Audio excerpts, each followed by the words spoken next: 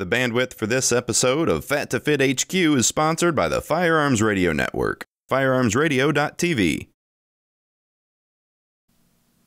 Welcome to the F2FHQ podcast. I'm your host, Carol Salva of the Firearms Radio Network. Very excited for you to hear this interview. Thanks so much for joining today. It is Rachel Guy.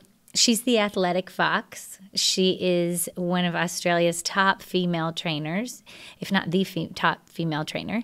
And she does the podcast with Ben Coomber. And you know, we had Ben on just not too long ago. So very excited to hear her. You may know that I'm in a bit of a slump working out. I'm just not interested. I have no motivation. So I was a little nervous to have her on because she's all about strength training. So it'll be interesting for you to hear the progression. I hope interesting for you to hear a conversation.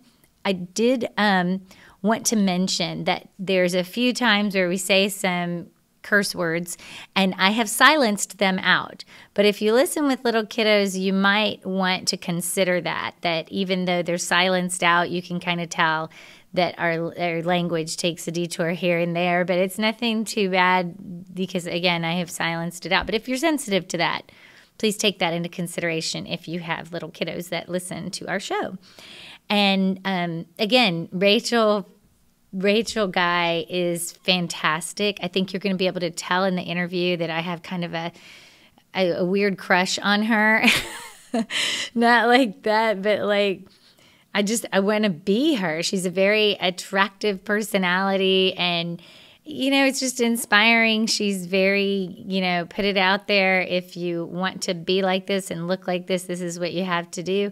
And I like that. So do stick around for after the interview, because in our communities, we have some very cool stuff going on right now that you'd be able to take a part in. And we have an iTunes review. And you know that I'm eternally grateful for iTunes reviews. So we'll want to talk about that after the show.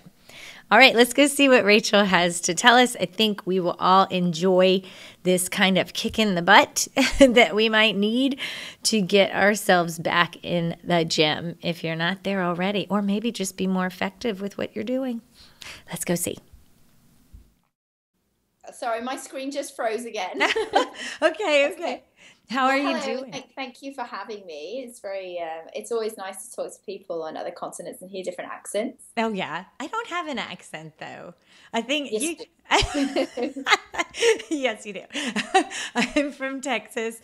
The scary thing, and I told Ben Coomber this also, is that I start with a Texas accent, and the more we talk, I'll have an Australian accent by the time we finish, because Well, no, you'll end up with a British accent, because I'm originally from the UK, and it's funny because whenever I talk to Ben, I end up sounding more and more British, and he keeps saying to me, "You've got this like stupid Aussie twang going on," and I'm like, "Well, I've lived here for 8 years now, so yeah, I do have a bit of an Aussie thing going on in the background, but my accent is a bit mixed. I spend a lot of time in various different countries, so."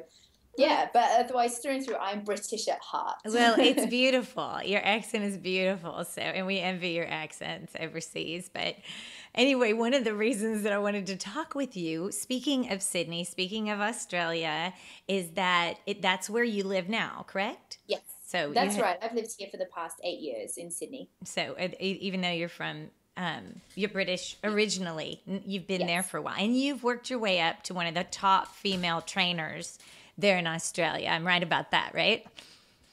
I'm a bit different in what I do. Maybe that's what it is. And I'm passionate about what I do. And I think that the one thing that's really missing in female trainers is that they're not passionate about what they do, and they don't have this infectious passion that you have to have as a female trainer. And I think that maybe that's perhaps what's missing. And there are some fantastic female trainers here.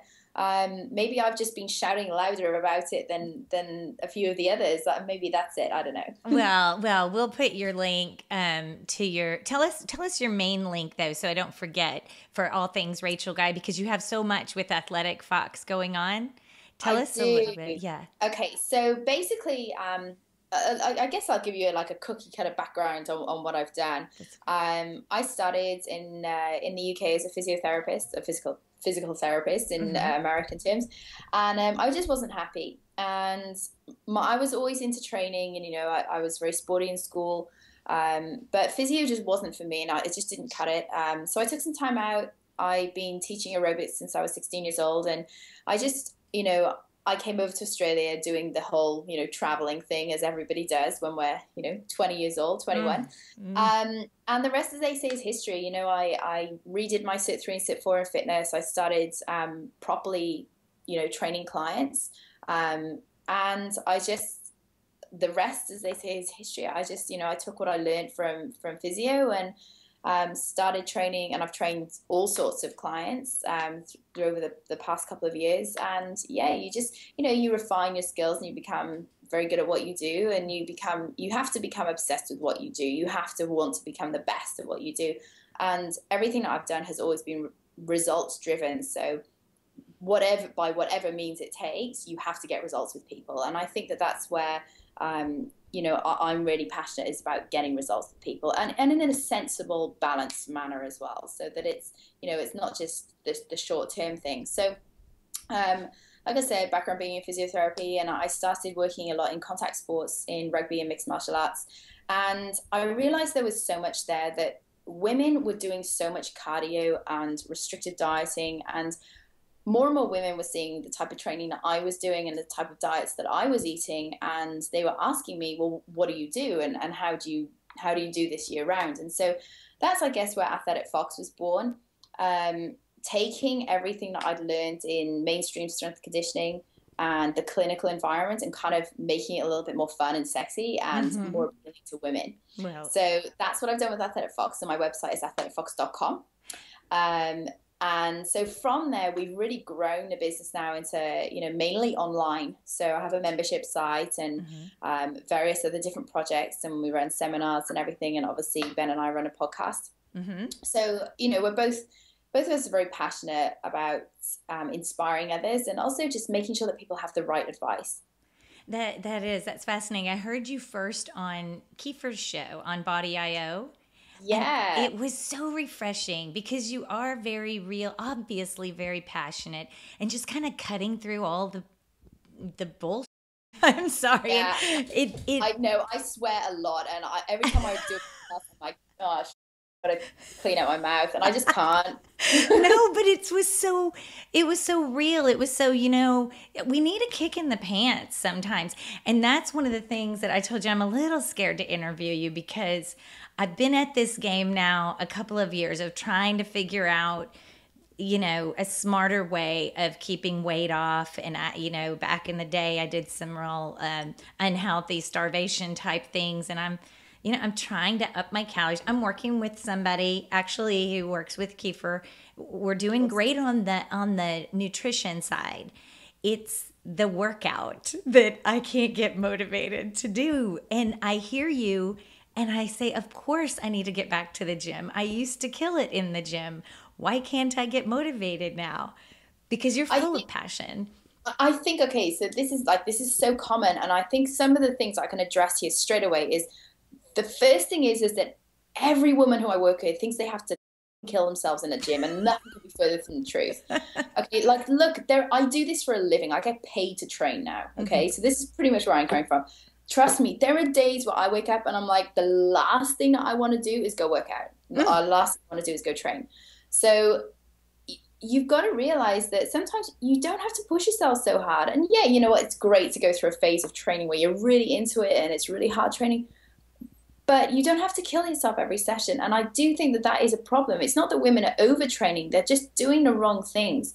And training should be fun. And this is that, it's got to be fun, and it has to be something that you're going to adhere to. So, I mean, with my membership site, Athletic Fox Blueprint, I set out in there, and it's very simple programming. It's mainly weight training. There is some cardio in there as well. I believe that you should have a balance between the two. And there's some walking, there's some yoga, and there's some other things in there too. And you've got to keep it varied, and you have to keep it fun. And I think women get lost in translation, and I think, a lot of us, we play these games with ourselves, and we're like, I just cannot fathom spending another hour on that treadmill. This is what goes through most women's heads. Yeah. And so therefore, the effort that's involved and the monotony and the boredom of being in the gym for an hour is just, it just exceeds the ability to go, you know what, I'm just going to go anyway.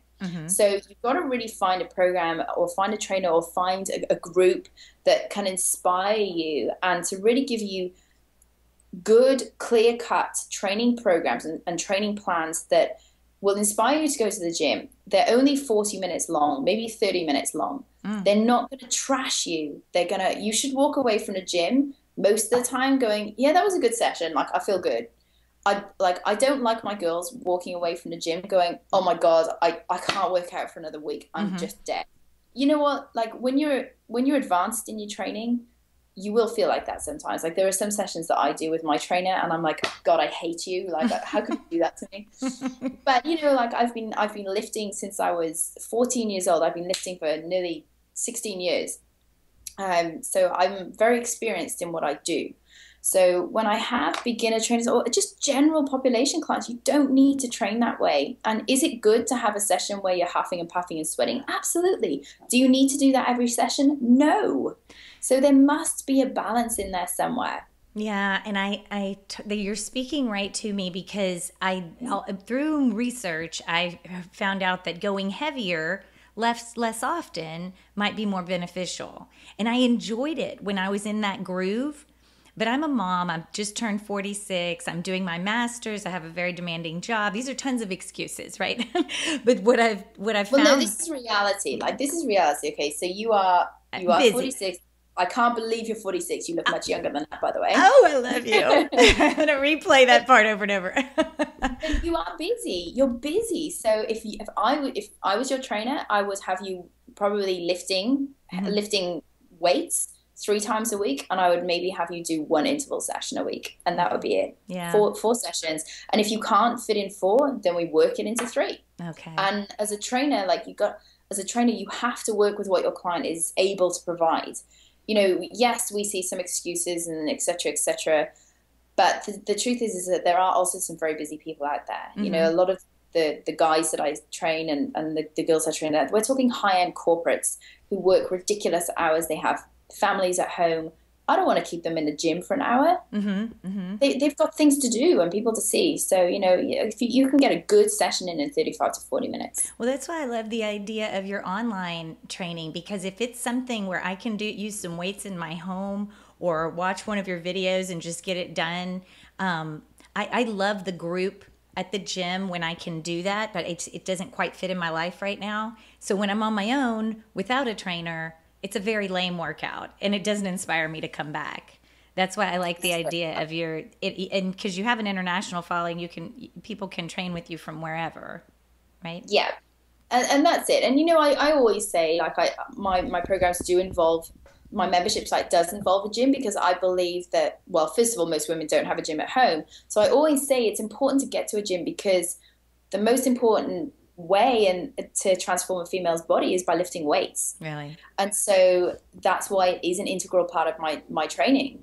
However, I also have body weight training stuff. I have, like, you know, basic training material out there. And to be honest, like, I'm open to feedback. Like, my goal with Athletic Fox is to give women no excuse not to train with me. That's so basically, I want to be able to cover everyone from the busiest mom right through to the high-end corporate or the seasoned fitness bunny who's pretty fit. Give them no excuse not to train with me, because I know that there are so many populations out there who I haven't even tapped into yet. And it may be someone like you who's, you know, the busy mom doing a degree, another degree, et cetera. And, you know, I need to, like, and I love the feedback. And this is why I love doing things like this, is that the more women who can talk to me, the more stuff that I can develop for them. And at a very basic level, and I appreciate that, because that shows, I mean, your passion just always comes through. And if I were to try to go to the gym down the street, I know I've been there, and I know I'm not going to which is probably not even going to be on the same wavelength when you just walk into the random gym. But one of the things I wanted to ask you that I should have asked you at the beginning is, at a very basic level, we have gals out there who don't really realize why training is important. And we see men lifting, and we know we should get to the gym, and we know we should do some workouts, but then we hear it's 90% diet, because in reality, we all just want to lose fat. But hey, I want to be buff. I want to look like you. I mean, so why, aesthetically, obviously, somebody who's got muscle mass and in nice curvy ways is, to me, the goal over that skinny fat look that you can starve yourself into. But okay. It's beyond. I'm sorry, go ahead. No. I was going to say skinny fat's totally easy to achieve, but you're going to feel like it when you get there. Well, and I have been there. But it was once in my life. It took me forever to get there. It was with the threat of going on stage in front of a lot of people in a bathing suit that got me there as an amateur. I did it, and the weight came back crazy fast the very next week. I could not, even trying to continue to diet, just not starving as much, and it wasn't a good look. First of all, a lot of people thought I had cancer. Let's just be honest. Isn't that horrific? It's not the goal. The goal isn't for people to come into your rescue. And then, and then I couldn't keep it off anyway. So that was horribly defeating. And that's how I started trying to figure out a better way. But the aesthetically is one thing. We don't want to be that. We want to be, look, like your pictures. Come on. But also, why else? I've heard you talk about why women should lift beyond just aesthetics. Absolutely. And look, I'm not going to lie. I lift weights because I want to look good naked. Okay, there you go. I do not train for strength. I do not train because it's, whatever. Like I train purely because I want to look good in a bikini. Yeah. So that's my motivation, if you really want to know. But the other things is that weight training for women is so important for metabolic reasons. So, I mean, that's one of the first things that we address. So, you were just talking about your journey where you were skinny fat, and then after, did you do a show? Did you do a competition? I did. We went to Las Vegas, and a trainer, and he's wonderful, and he really turned my whole life around. But he took a lot of amateurs to Las Vegas for an amateur competition. It was a strength, but there was a grace and physique part of it. And you were in a bathing suit, and I knew I had 6 months. If nothing else was going to keep me from eating very much and staying on that treadmill, it would be that. And I, like I said, it took a long time, and it was very miserable. But I was happy that one day. That one day, right? It was so brief. So this is the thing. You end up very thin, but very little muscle mass. Mm-hmm. So what happens then is that when you do start eating, you have all of this. Lane Norton is has done a really good job with, I guess, bringing to, I wouldn't say popularity, bringing into light the effects of metabolic damage. And metabolic damage is where, women are doing, and men are on severely restricted calories and doing excessive amounts of exercise, and quite often have a very low muscle mass. Mm-hmm. And what happens then is that when you start trying to repair that and you start feeding yourself more and more, the weight just piles on. Mm-hmm. So this is why when we're training women, we want to make sure that doesn't happen. We want to make sure that from the start, you have a really good, solid muscular base.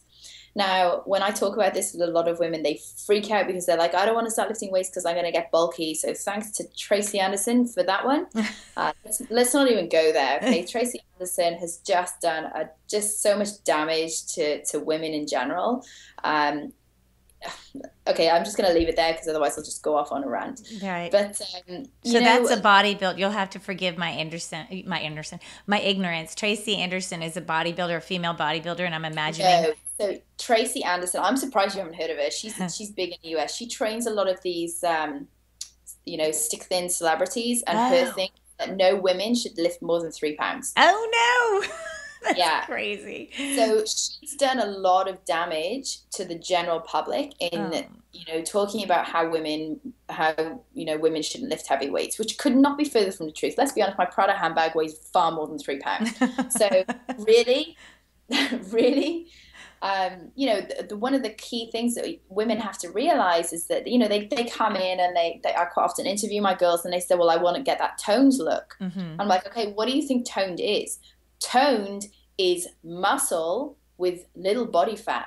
So we need to put muscle on you to be able to achieve that curvy and toned look. So that's the first thing. So for metabolic reasons, and the more muscle you have, the more you can eat. Oh. And it doesn't always come down to weight. A lot of women say, well, I've started lifting weights, but I'm actually putting on weight. And I'm like, good, this is a great thing. People quite often freak out when I tell them how much I weigh, because they don't see it that way. All they see is a lean, toned physique. Right. They don't see the weight on the scales, and I weigh quite a lot for my height and my frame. I do weigh a lot, so people do to sort of go, oh, really? You really weigh that much? So it's not about weight. It's not about weight at all. So this is where muscle, so for metabolically, muscle is so important. So you can eat more, you're going to be able to handle more calories. And the other thing is that, and this is very common as well. So, when you go out for, it might be on a Saturday night, or you go out for dinner, or, you have a big feast. It might be a big, Thanksgiving dinner or a Sunday dinner, where those women who have very little metabolic capacity, a big feed like that will affect them really badly. So they may put on a couple of kilos because of just that one day. So the more muscle you have, the more you're able to tolerate and handle these social events. And that's what we want. We want to be able to live like that. We don't want to be on starvation diets all of the time. That's so interesting. Actually, at all. So metabolically, that's really important. Also for protection of your joints and your bones, muscle is very important. Aesthetically, obviously, it's very important. Everyone wants a good set of glutes. So there are so many things, so many reasons why muscle is important for women, and unfortunately it's just one of those things that has taken a bad rap in the fitness industry. But those are just a few, just touching on a few.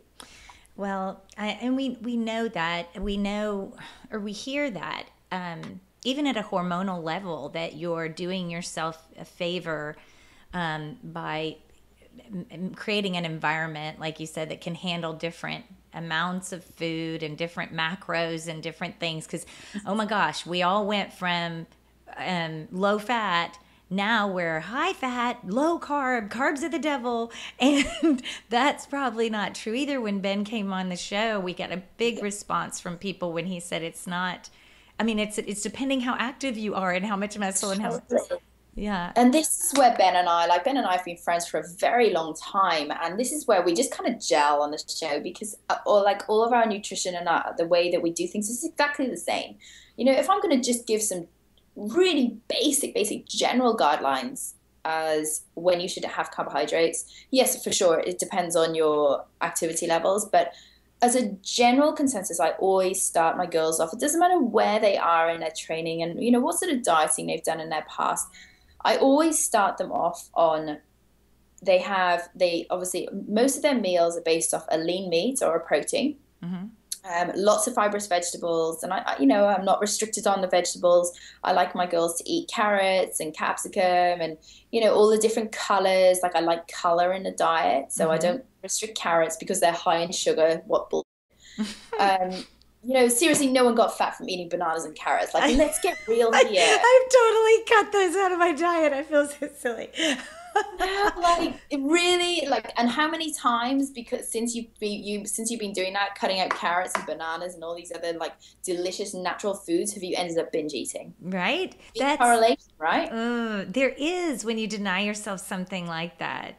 But one of the things that scares me too, and I don't know if it's all in my mind, is I do feel like because I'm doing carb night, so when I eat carbs, I feel like I want more carbs. And maybe it's because I'm a kind of an all or nothing kind of gal, that if I just don't have them, I'm start to get okay without them. But not carrots and things, but processed, more starchy carbs, potatoes, rice, and things like that. It makes me want more of them. So I'm sorry, but I think I interrupted you because you said you kind of start them off with. Yeah, and for this reason, I don't, like, I know I talked to Kiefer about carb backloading and stuff, and I think there is a time and a place for it, and he's very smart. I love what he does.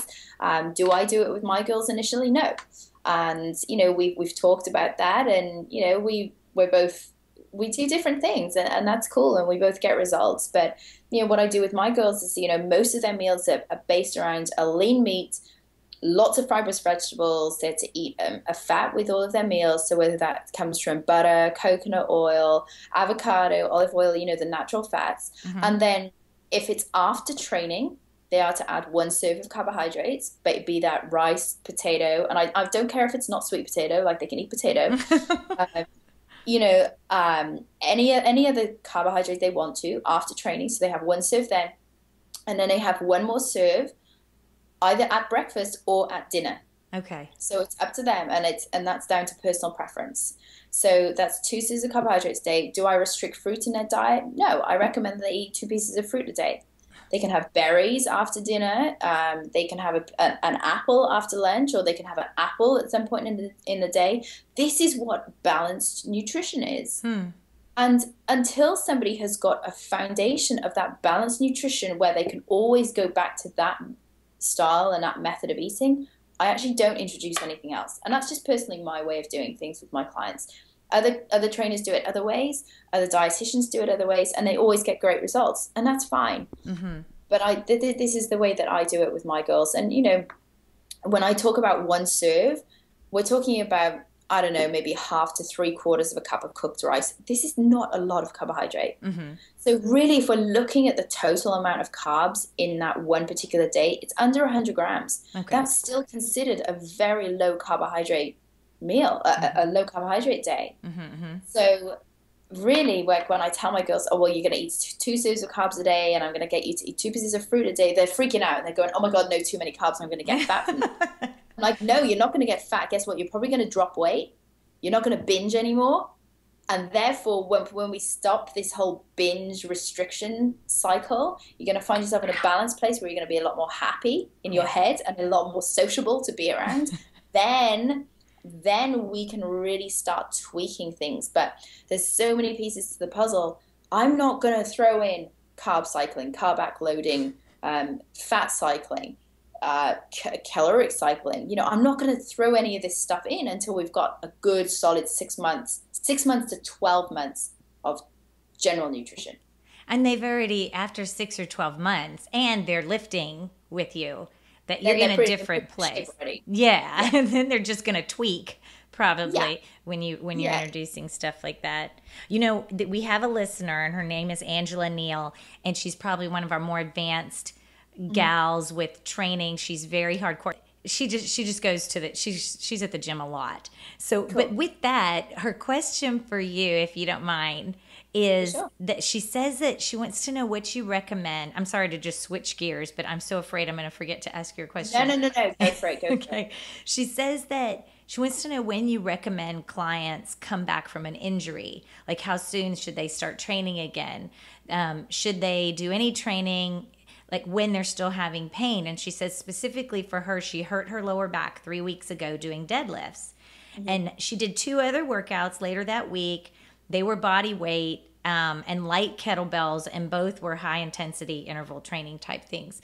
But she couldn't bend over at all for a week, or even put on socks or tie her own shoes, she says. So now she's a little nervous to lift. It's been 3 weeks. She said she's nervous to lift or even do any body weight training. And she's wondering where to start but now the only time she has pain is when she sneezes.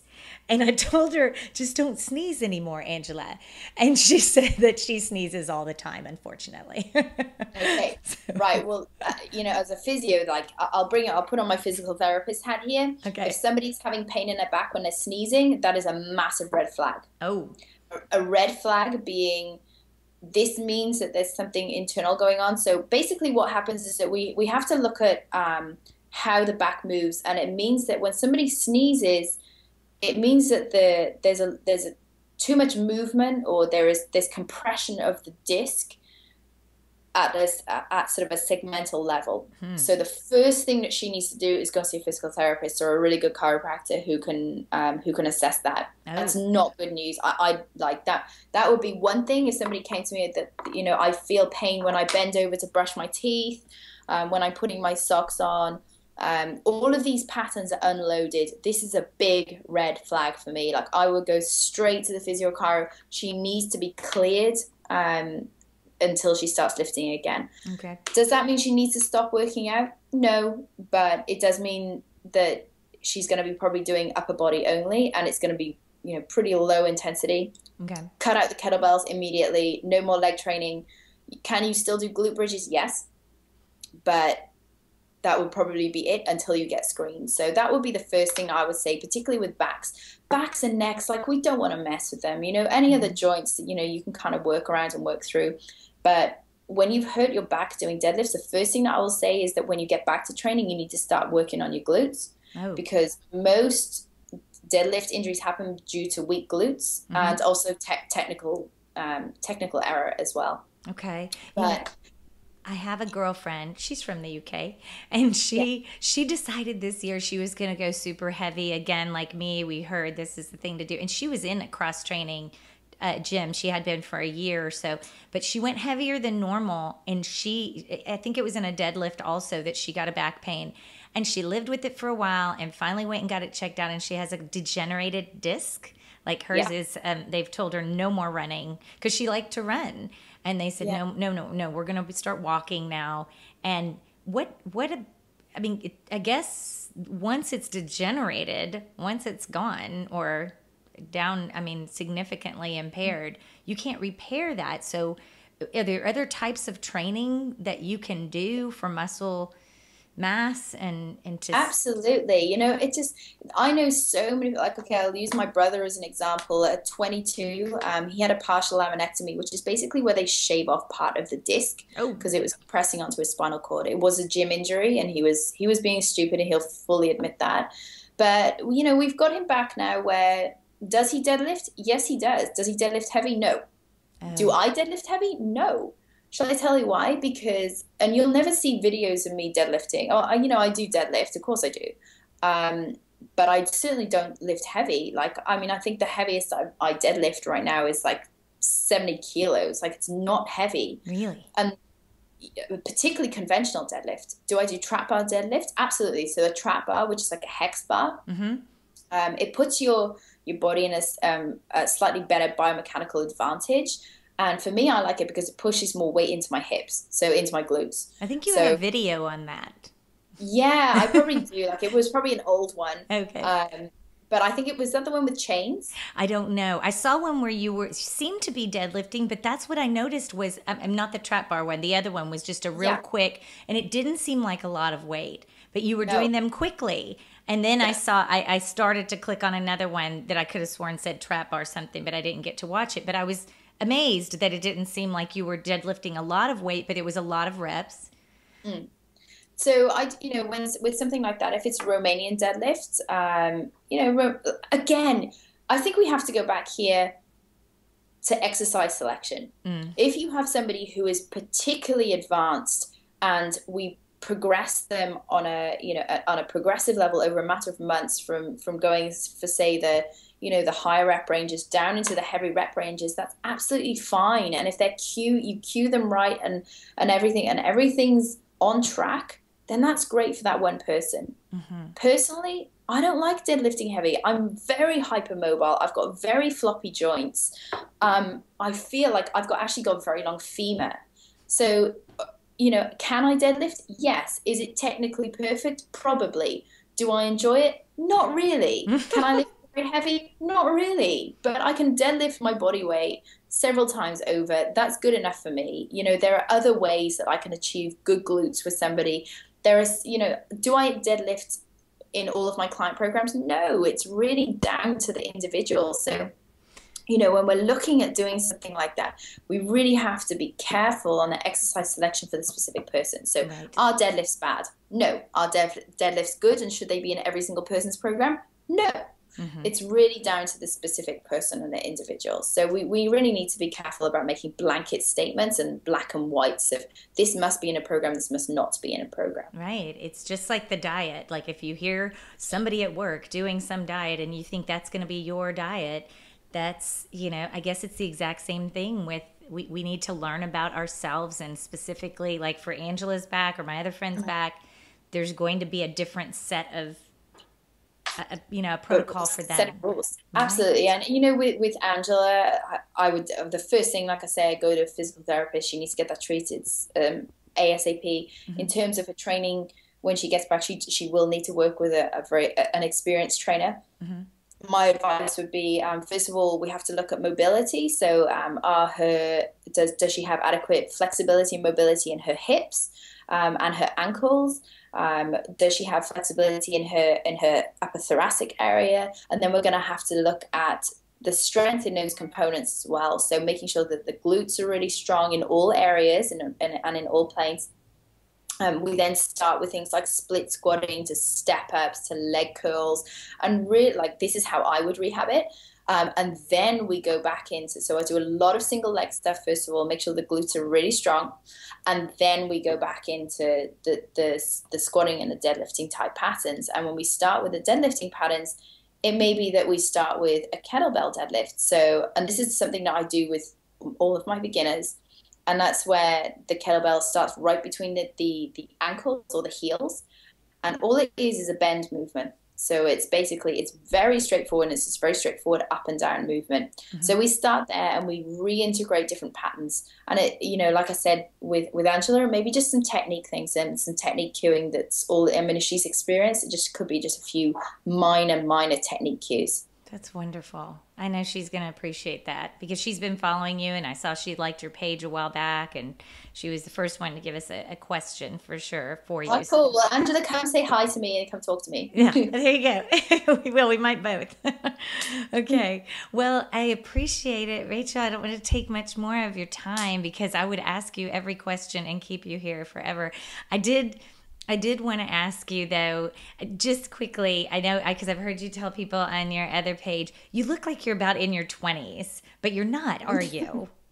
No, I'm not anymore. I mean, you're so young looking. And I'm going to encourage people because the majority of our listeners, thousands of people listen to the podcast. We have just a few that might go to YouTube and see the video. It's just not our space. But I want everybody to go to the video and at least the pictures that I put online. Your pictures are fantastic. And so I just couldn't wait to get you on because, not just aesthetically, you're obviously a very intelligent person, but it's amazing how you're staying so youthful. You look Playboy bunny awesome is the thing. That's the best compliment I've had all month. Well, that's what I love about it. I'm sorry. I enjoy, looking.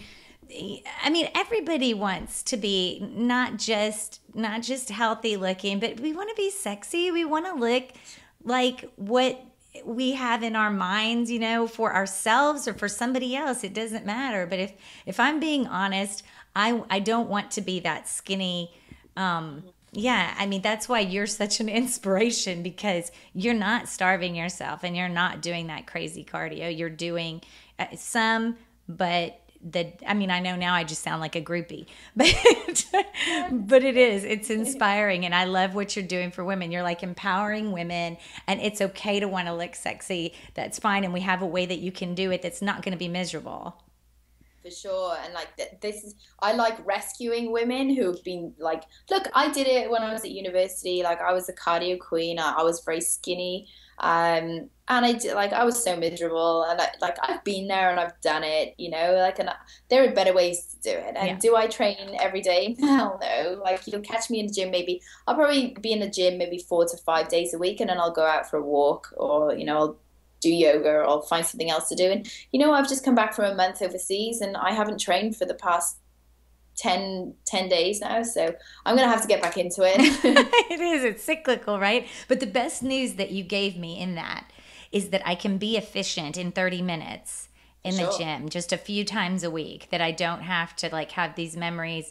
If I decide that I want to kill it and stay longer, that's great. but it's not necessary. But the weight training kind of is. So yeah, weight training is absolutely necessary. And yeah. you know what? On the topic of looking young, I'd like to think that I'm still probably 23. I act like I'm 16 most of the time, but I'm turning 31. Oh my God, I'm 31 next month. Awesome. Oh my God. That's awesome. Welcome to the 30s. You're going to love them. The biggest thing that actually my mum taught me was never put your face in the sun. And I say this to people and everyone kind of like rolls their eyes at me like, yeah, whatever. I've not put my face in the sun since I was 18 years old. I wear 100% block on my face every single day, even, particularly living here in Australia, even in the middle of winter. Wow. I use it as a moisturizer. So,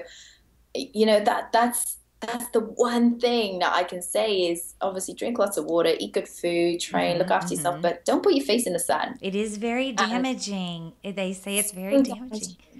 And I was just in the sun today, and you really like that that color that it gives you, but that's so temporary compared to all the damage for years. And I've got some good fake tans. I use a good MAC makeup. Like I don't need a tan face. Yeah. They sell this stuff now. There's no excuse. You're right. Yeah. Well, this is all wonderful for us. There you go. Super excited for all of our women. And you know what? We have a ton of guy listeners. We're on it. We're on a Firearms Radio Network. So a ton of our gun guys listen in. But their wives, they have such great info for their wives. And you train men, too. I mean, you're very... Yeah, tell me about, real quick, the Wimp to Warrior project. It's a TV show that you contribute to. What is that about? Okay, well, let me just say first, I've just applied for my firearms license, so I'm going to be shooting soon too. Did you? I'm the one person on the network that doesn't have it yet, but I'm getting it. I'm totally getting it. So we're going to be a force, man. Once we get firearms, you're kidding? I can't wait to be after the gun. You're all ready. You just need the gun, okay? Then, look out, world. It'd be funny. Anyway, Wimp to Warrior. So I actually, like I said, I started my career actually mostly training guys because my style of training appeals to men. And so Wimp to Warrior basically is mixed martial arts reality TV show. So it's a 6-month training camp where we take guys and girls who have never trained before. Some may have done some. And we put them into a training camp. We train them for 6 months and they fight in a cage at the end. Oh my God, so fantastic. We've just finished series 2 and we've got series 3 applicants in now. We've had like thousands of applications, like going through all of the applications. It's amazing to hear some of the stories, but this isn't about mixed martial arts as such. Of course, it's about MMA and bringing it mainstream. It's about the transformations and the lives of the people and the transformations that they go through. Of course, we have some massive weight loss stories, but the personal growth that these people get and the contestants get is just incredible. And it's also to show that MMA it's such a technical sport and it's such a respectful sport. I mean, I've not met one MMA fighter who I've thought, God, you're a like I've met so many like sportsmen who I thought, gosh, you're so arrogant. Are you like no, like MMA is so different and people see it as this violent sport. And you know what? Yeah, you're going to get punched in the face. But the truth is that if I'm honest, I hate watching boxing because I see boxing as so much more aggressive than MMA because like you've been punched in the head several times over. At least with MMA, you're going to take a kick. Yeah. Maybe to your thigh or something. And yeah, it's going to hurt. But, and I love the variety of, you've got the stand-up, you've got the ground game. And it is the fastest growing sport in the world. Yeah. So there's got to be something in there. But Wimp to Warrior has been such an amazing experience. It's very, very challenging at times. Obviously, I started out as it was just me as the strength coach, and so I had 40 guys and girls to train who have never lifted before, and I can tell you now that was not easy. So I now have some awesome coaches who work with me on the show, and Richie Cranny, who is the founder of the show, he's like I actually met him in a gym 8 years ago. And he started training me, and that's pretty much where Wimp to Warrior, started. Where, we've always had this idea of trying to grow MMA, and I just remember like 3 years ago, we were working together in a gym in Sydney, and we both used to go for acupuncture at the same place. And I'd go in first and then he'd go in afterwards. And then, when you're in acupuncture, like you can't use your phone or anything. So you kind of go into this zone where you can start to think about things. Mm-hmm. And Rich came back into the office after one day he'd been to acupuncture. He stormed through the door and he goes, "Oh my God," he goes, "I've had the best idea." And he told me about Winter Warrior. And I turned around and I was like, that's never going to work. And anyway, it has. And it did. Obviously. It's been a lot of sacrifice and a lot of work to make it happen. But yeah, so we're actually coming over to North America. Nothing is official yet, but I do know that Richie's going to be over in New York over the next couple of weeks to have a chat with some of the networks over there. Yes. Oh. And so we're looking at probably a US versus Canada Winter Warrior. Very cool. So it's very cool. We've got some amazing fighters on board. So we've got Jens Pulver as part of the coaching team for the US. So yeah, it's all going ahead and it's all very exciting. We had you really are such a badass already without the gun, okay? But it's gonna be smoke and mirrors. I'm not really. But when you get that gun, we're gonna follow you with that gun because that's gonna be a different, even inspirational thing for our women. That's gonna be cool. But we just did a show with a guy named Stephen Woody of Rock Solid ATA Martial Arts in California, and he's been a listener to our show for a while, and he was a fan. But he's like a 5th degree black belt, and we got to watch him do all these things with that kind of fighting. And I mean, a little bit different, but I think those sports, like you were saying, they're not jerks. This was the nicest guy to interview, but it's from that sport that starts with that discipline in martial arts. I think my own sons went through a little bit of that, and that was one of the best things we got from it was the self-discipline, the respect. It's rooted in all of that. And so I have a lot of respect for athletes in anywhere in that space. 100%. Like a sport like MMA does not have any room for a big ego. Like guys who walk into a gym with a big ego, they're soon put into their place. Let's just put it. That's nice. Yeah. Guys with a big ego just don't last in the sport. End of story. That we've got. I too have met some of the nicest guys through MMA, and they are complete and hard as nails, but such nice people and very respectful.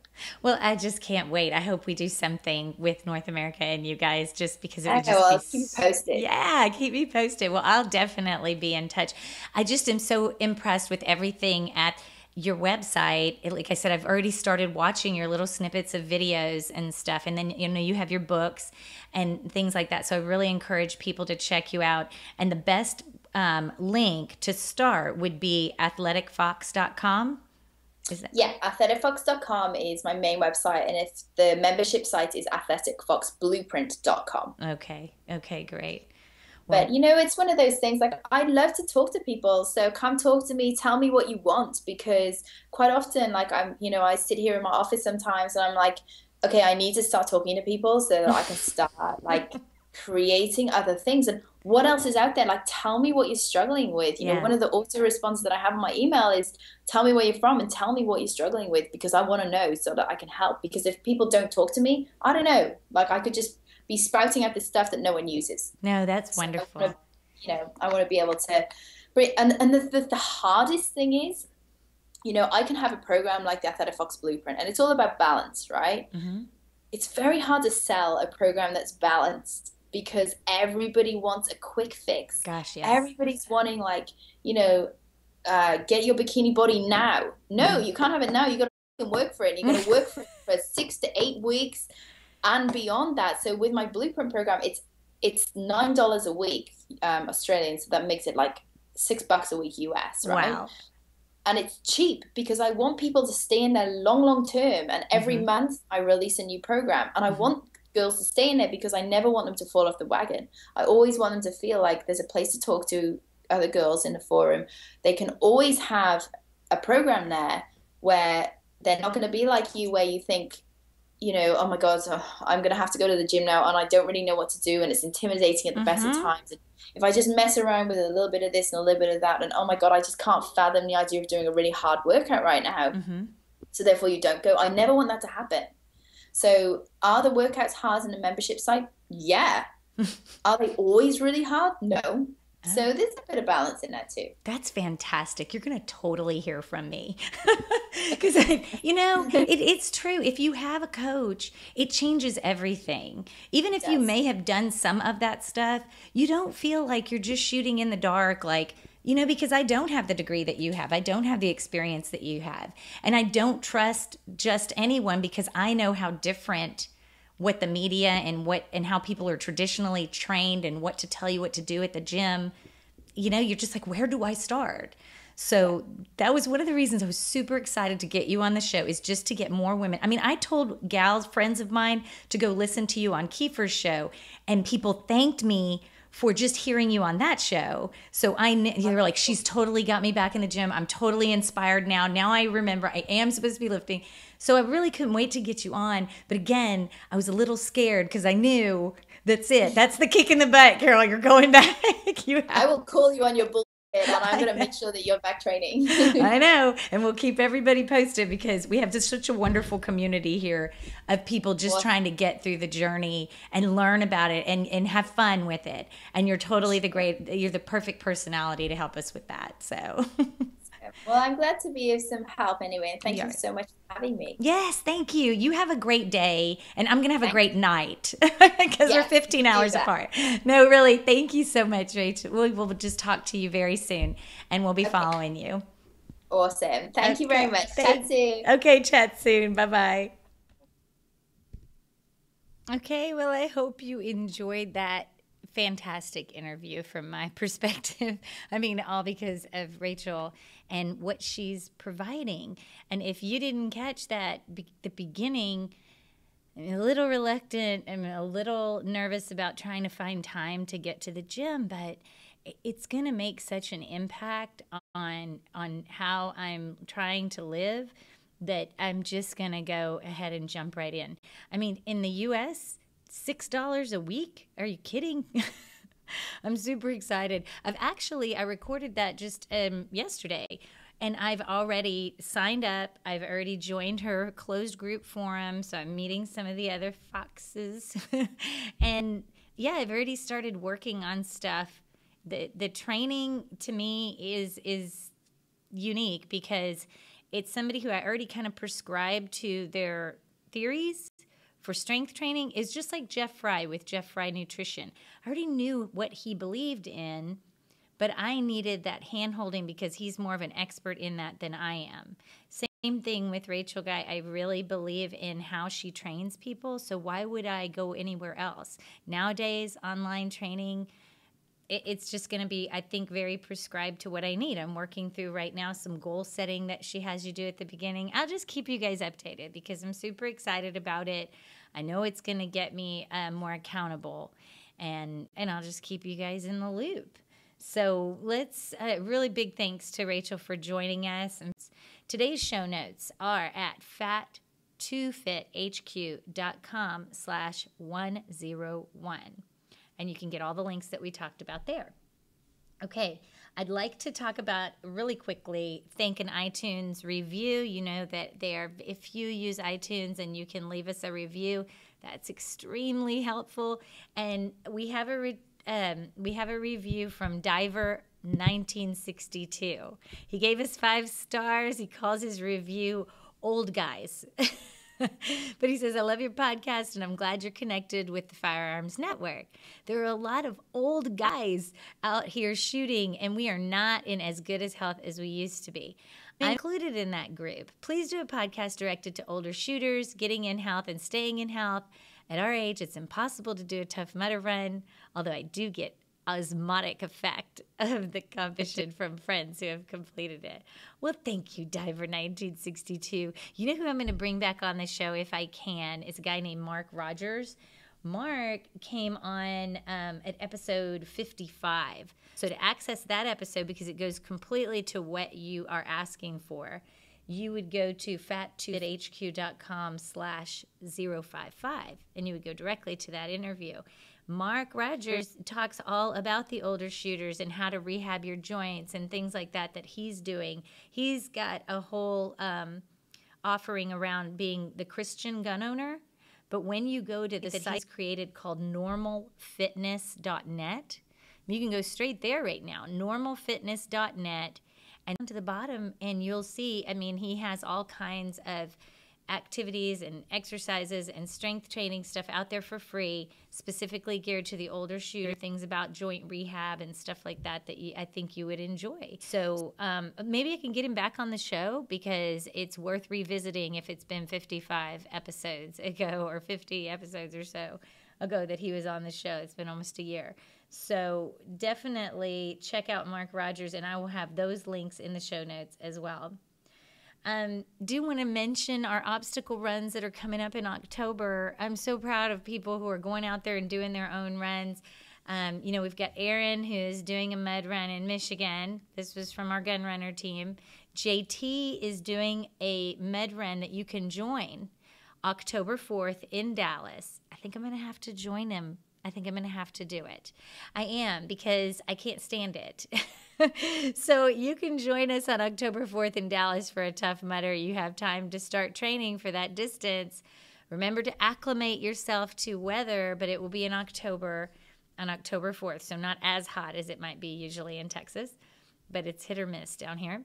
Now, October 11th, which is the next weekend, October 11th, is our Gritty Goddess Run, also in Texas, in Galveston, Texas. If you're anywhere in the area, especially if you're a beginner, first-time obstacle runner, that is a 5K specifically for newbies, and we are Team Las Chicas. I'll have the links to all this in the show notes, where you can join Las Chicas if you want to try out med runs, or give us your children for the 3 o'clock run. That's Team Los Chicos and Las Chiclets. And they're doing 1.5 miles. So it's really great to have your kids come out and train for that. But join us for that run, or just come out and watch. But it's going to be a great day, and we are definitely walking that 5K Gritty Goddess. The kiddos, I'm not so sure about, but you're allowed to run alongside your kiddo. Okay, and then Lisa Jarman is doing a Tough Mudder, if you would like to join her, in Florida, in Kissimmee, Florida, in November. So again, check out the show notes so that if you're in the Florida area, I'm talking to you, Angela Neal, or anywhere that you can get yourself to Texas or Galveston. Join us in October and November. And if you can't do that, or whether you can or not, consider joining one of our forums, like our MyFitnessPal community or the Fitbit community. We have a really fun challenge right now in the MyFitnessPal community, where we're trying to check in every day to the chat boards.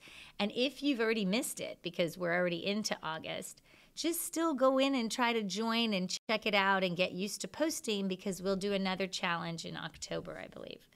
So, yeah, I really want to appreciate you guys. I want to appreciate Jay in California, Gear Dad. Y'all know Gear Dad, because he wanted me to remind you guys that all you have to do to access those archived episodes is put fat2fithhq.com/001 and then 002. If you type that into your browser, you can pull up episodes in order like that, instead of having to scroll through our website. So this is a great reminder and tip for me to tell people. I'm still doing great with Jeff Fry Nutrition. I took a week off, and I'll talk to you about that when I have JT back on.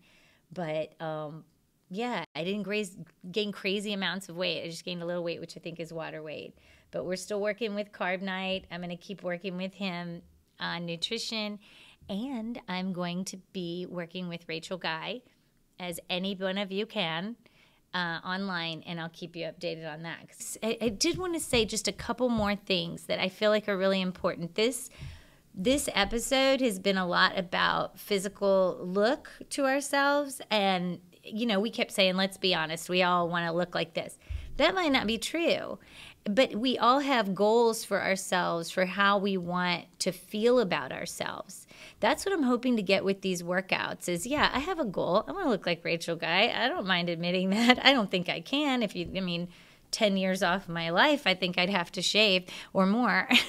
But I can present the best product that I can present right now.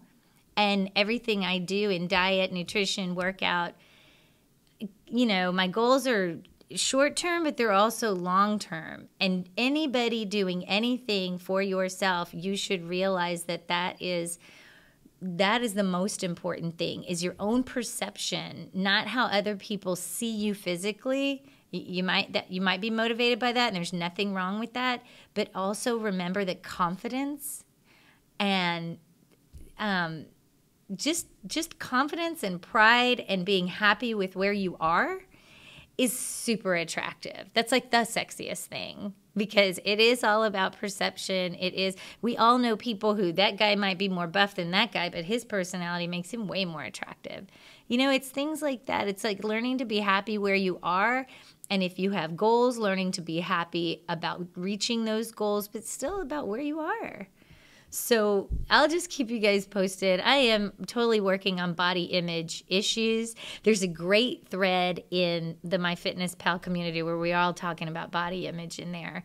And, we could just learn a lot from people around us who may not have that stick figure or a supermodel look, but they're super confident and they're super secure in who they are. And so, I'm moving toward that. So let's all see each other again pretty soon.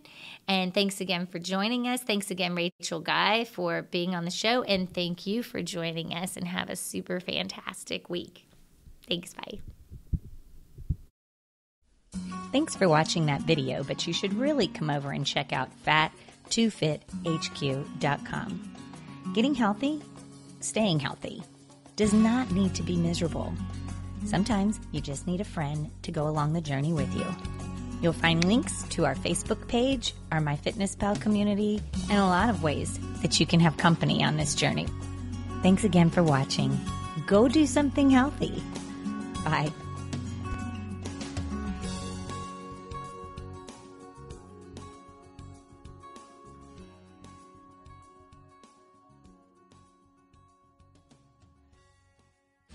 This has been a production of the Firearms Radio Network.